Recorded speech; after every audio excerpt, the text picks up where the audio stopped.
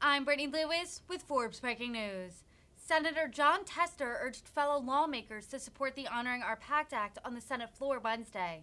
Tester worked with Republican Senator Jerry Moran on the bill, which would ensure health care for veterans exposed to toxic substances. In a moment of bipartisanship, Tester praised the Republican senator for, quote, his continued desire to do the right thing for the service members who have served this country. Here's more from the chairman of the Veterans Affairs Committee. Senator from Montana. Mr. President, I want to start my remarks by expressing my appreciation for Ranking Member Moran's leadership. It has been stellar. If you combine him with Senator Bozeman and Senator Heinrich, it has been a great team.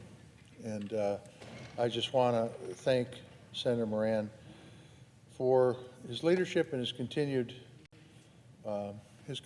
desire to do the right thing for the service members who have served this country in the military. Mr. President, the Senate has a once-in-a-lifetime opportunity today to make history in passing the Sergeant First Class Heath Robinson Honoring Our Promise to Address Comprehensive Toxins Act.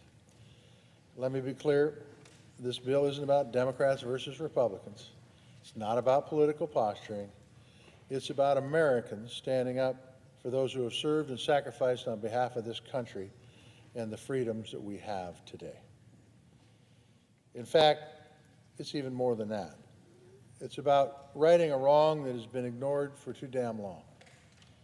It's about Will Thompson, who served our country for 23 years in the Army on active duty as a West Virginia National Guardsman. After his second tour in Iraq in 2009, Will developed pulmonary fibrosis from the effects of his exposures to burn pits, and he endured 2 double lung transplants. He testified in front of our committee less than a year ago.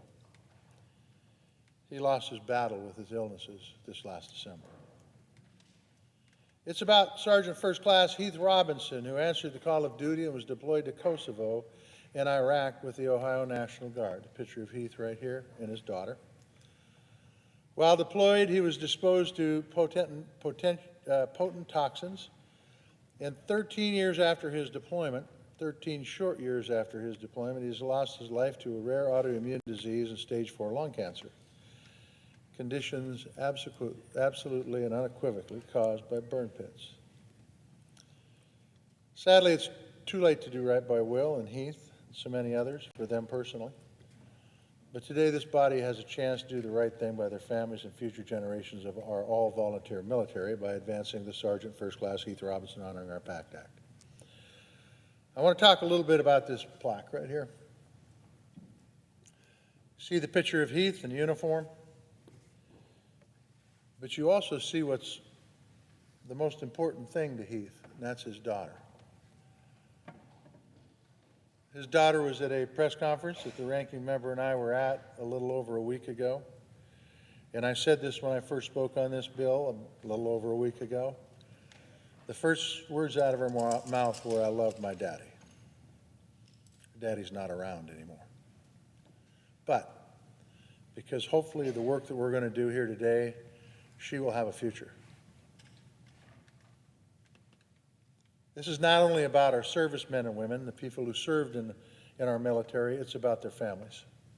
Because when folks go to war, it's just not the service person who does it, it's everybody in their family. And what this bill will do, it will address decades of inaction and failure by our government, expanding eligibility for VA health care to more than 3.5 million combat veterans exposed to burn pits.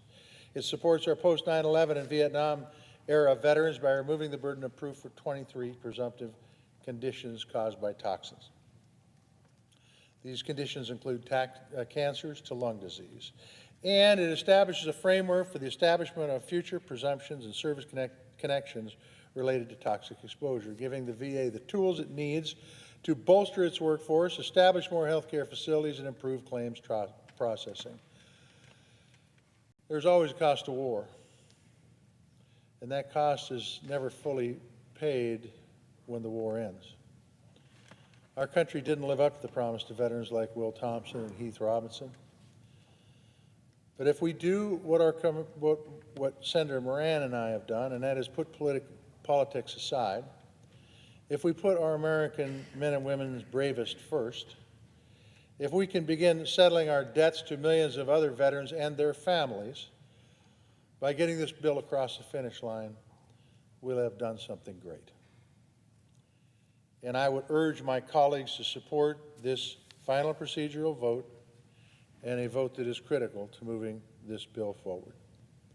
Mr. President, I would ask unanimous consent that the remaining pending amendments be withdrawn with the exception of the substitute amendment number 5051. Is there objection? Without objection. With that, I yield the floor.